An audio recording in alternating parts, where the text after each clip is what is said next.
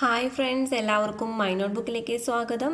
So ഇന്നത്തെ വീഡിയോയിൽ നമ്മൾ ഡിസ്കസ് ചെയ്യാൻ പോകുന്നത് മറ്റൊരു സോൾഡ് ഓൺലൈൻ എക്സാം ക്വസ്റ്റ്യൻ പേപ്പറാണ്.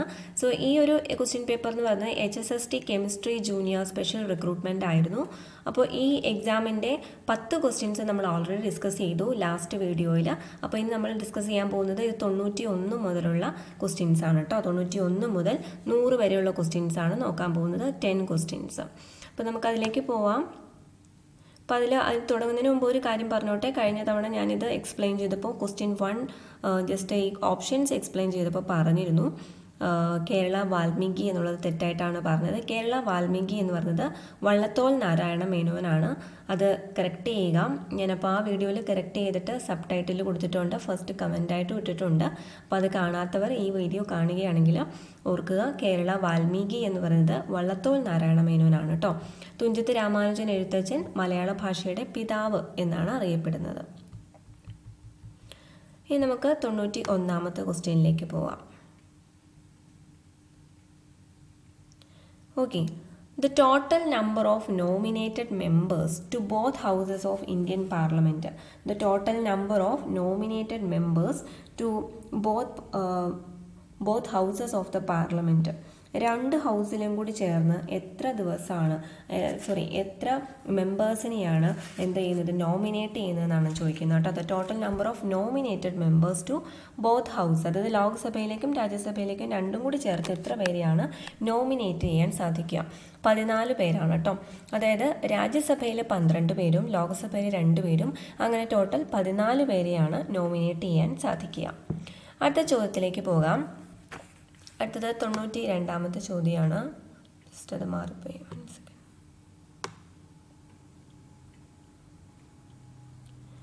Okay, so for the last time a joint session of the Indian Parliament was held in the year. Joint session of Indian parliament ഏത് വർഷമാണ് ഏറ്റവും ലാസ്റ്റ് ടൈം വിളിച്ചു ചേർത്തത്? Joint session for the last time. അപ്പോൾ ഇതിനകത്ത് കൊടുത്തിരുന്നത് 2002, 12, 14, 15 ഒക്കെ കൊടുത്തിട്ടുണ്ട്. ഏറ്റവും അവസാനം ഒരു ജോയിൻ്റ് സെഷൻ വിളിച്ചു ചേർത്തത് 2002-ലാണ്. 2002-ലാണ് ജോയിൻ്റ് സെഷൻ വിളിച്ചു ചേർത്തിട്ടുള്ളത്, അല്ലെങ്കിൽ സംയുക്ത സമ്മേളനം എന്ന് പറയും. ലോകസഭയും രാജ്യസഭയും കൂടി ഒരുമിച്ച് വരുന്നതാണ് എന്ത്, സംയുക്ത സമ്മേളനം എന്ന് പറയുന്നത്. അപ്പോൾ പാർലമെൻറ്റിൻ്റെ സംയുക്ത സമ്മേളനം വിളിച്ചു ചേർക്കുന്നത് ആരാണെന്ന് ചോദിക്കാറുണ്ട്. അതായത് who summons the joint session of parliament, അത് ഇന്ത്യൻ പ്രസിഡന്റ് ആണ്, രാഷ്ട്രപതിയാണ്. ഓക്കെ, അപ്പോൾ ഇതിൻ്റെ ആൻസർ എന്ന് പറയുന്നത് 2002-ലാണ് ജോയിൻറ്റ് സെഷൻ ഏറ്റവും ലാസ്റ്റായിട്ട് നടന്നിട്ടുള്ളത്. അപ്പോൾ നമുക്ക് ഇന്ത്യയിൽ ഈ പറഞ്ഞ പോലെ സംയുക്ത സമ്മേളനം ആകെ 3 തവണയാണ് വിളിച്ചിട്ടുള്ളത്. ഇന്ത്യൻ പാർലമെൻറ്റിൻ്റെ ചരിത്രത്തിൽ 3 തവണയാണ് സംയുക്ത സമ്മേളനങ്ങൾ നടത്തിയിട്ടുള്ളത്. ഈ സംയുക്ത സമ്മേളനത്തിൽ ശരിക്കും പറഞ്ഞാൽ ഇപ്പം ഏതെങ്കിലും ബില്ലുകളുടെ കാര്യത്തിലൊക്കെ തർക്കങ്ങൾ ഉണ്ടാവുമ്പോഴാണ് ഈ ജോയിൻറ്റ് സെഷൻ വിളിച്ചു ചേർക്കുന്നത് കേട്ടോ. ഇനി ഒരു കാര്യം പഠിക്കാനുള്ളത്, ഈ സംയുക്ത സമ്മേളനത്തിൽ അധ്യക്ഷത വഹിക്കുന്നത് ആരാണ്? Who presides over the joint session of the parliament എന്ന് ചോദിക്കും. അപ്പോൾ അതാരാണ് അധ്യക്ഷത വഹിക്കുന്നത്? ലോകസഭാ സ്പീക്കറാണ്. വെറുതെ സ്പീക്കർ എന്ന് പറഞ്ഞാൽ പോലെ ലോക്സഭാ സ്പീക്കർ എന്ന് തന്നെ പറയണം.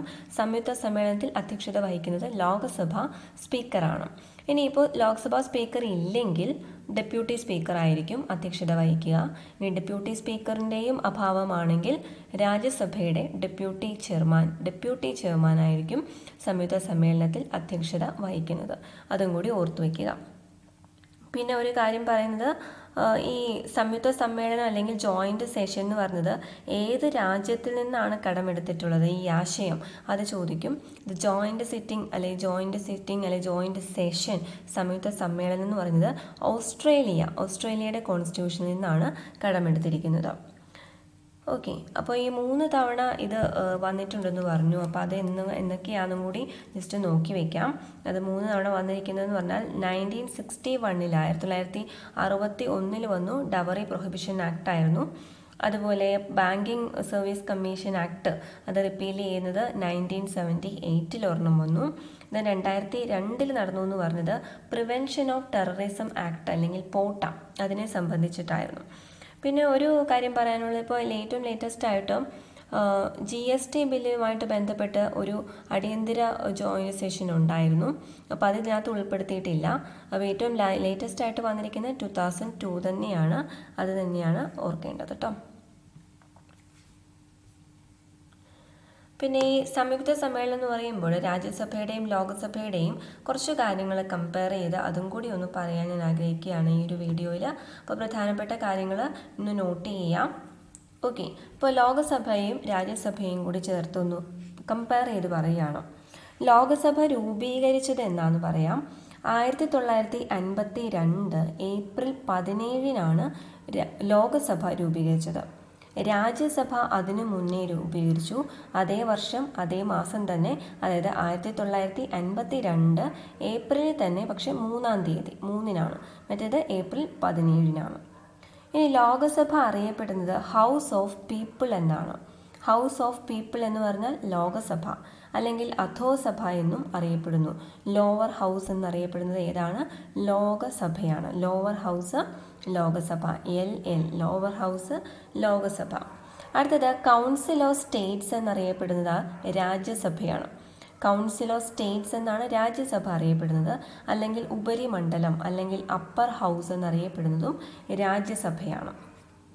ഇനി ഒരു കാര്യം ചോദിക്കാറുള്ളത്, ലോകസഭയിലെ പരമാവധി അംഗസംഖ്യ.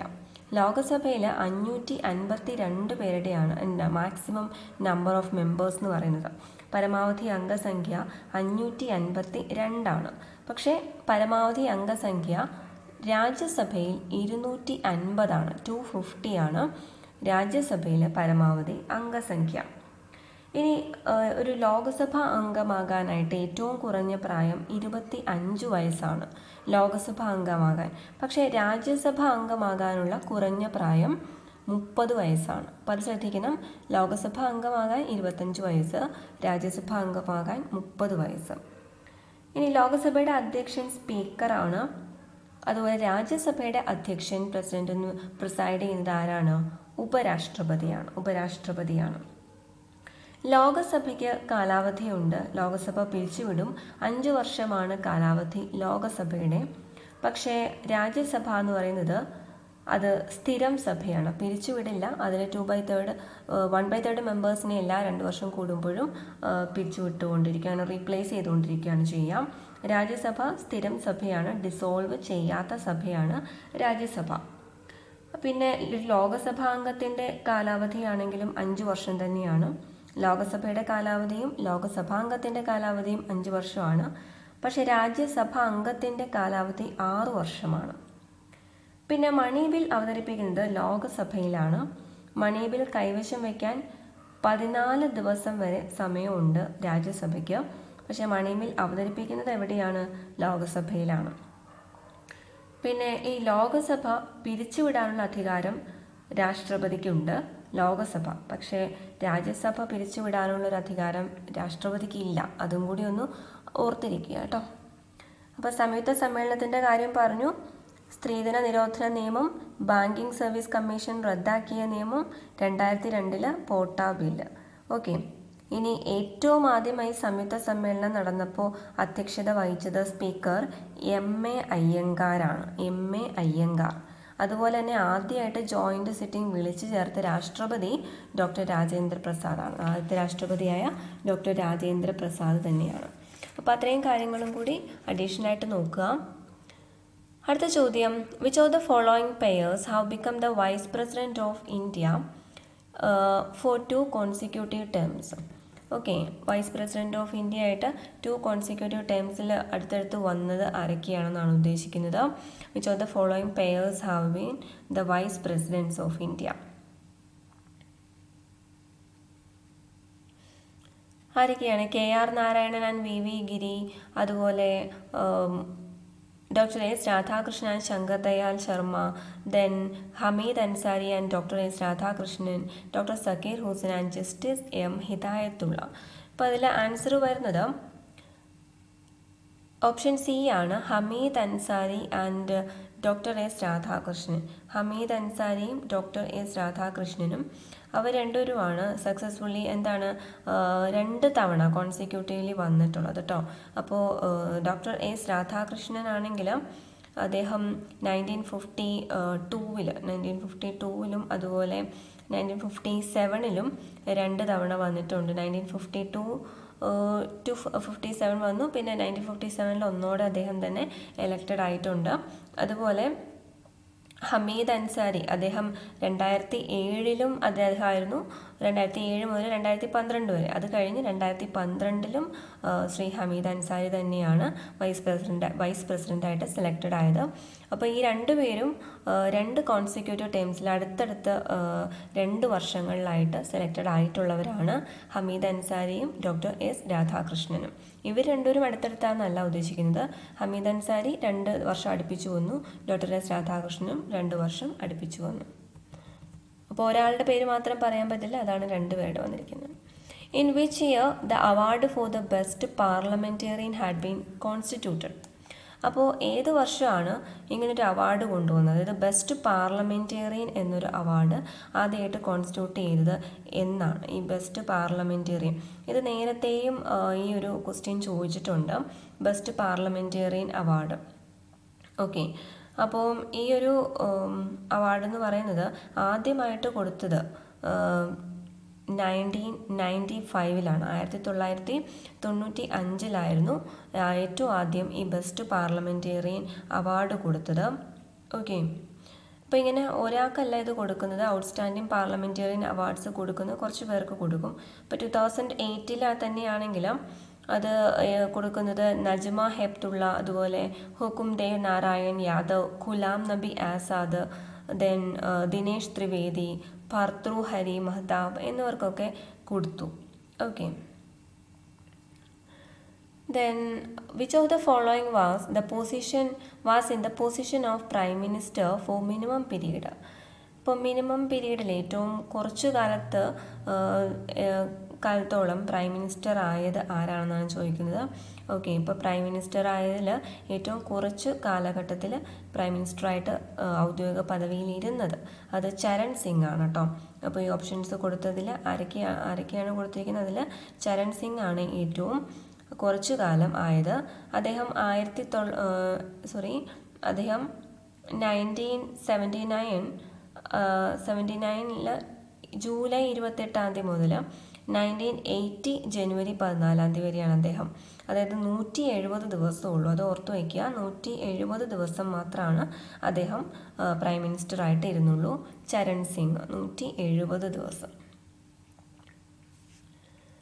അടുത്ത ചോദ്യം, which of the constitutional amendment has been described as a mini revision of the constitution?